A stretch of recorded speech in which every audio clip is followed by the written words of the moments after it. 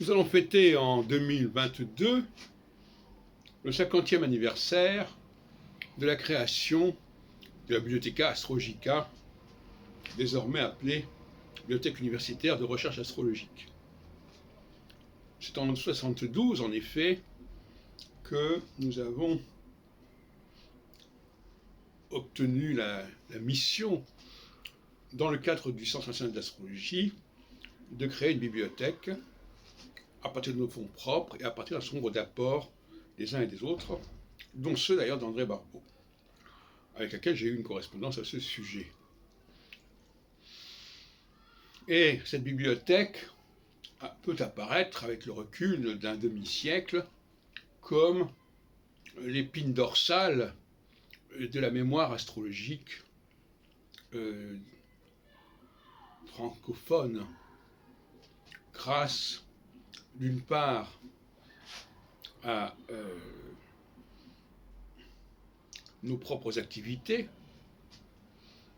qui ont été très intenses dans un très grand nombre d'endroits et de lieux, d'autre part par des phénomènes d'archives qui se sont constitués, que nous avons su constituer, qui sommes parvenus à constituer. Sans parler bien entendu de tous les ouvrages que nous avons rassemblés, et notamment des périodiques. D'ailleurs, dont une partie est désormais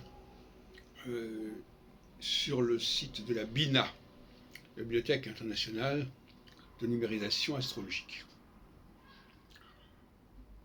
Par ailleurs, en tant que responsable de cette bibliothèque, j'en suis également la mémoire de ce qui s'est fait depuis 50 ans.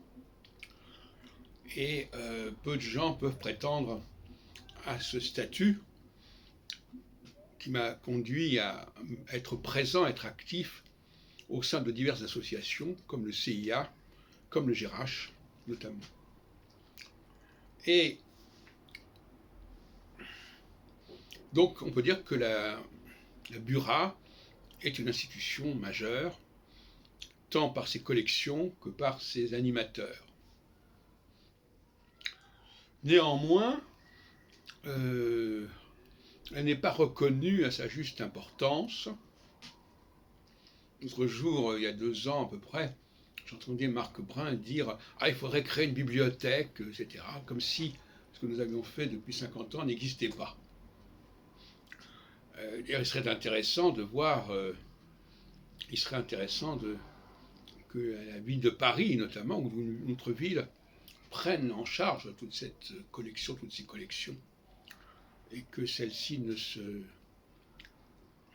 dissipe pas avec le temps. En tout cas, moi-même, je publie régulièrement des travaux sur nos collections, dans le cadre de ce qui s'appelle maintenant les publications de la BURA. Le rapport au passé n'est pas toujours évident pour tout le monde. Il y a des choses que l'on voudrait oublier. Et le travail d'Yves Lenoble, notamment paru récemment, souffre de ne pas avoir fréquenté nos collections. Il aurait été beaucoup plus complet et équilibré.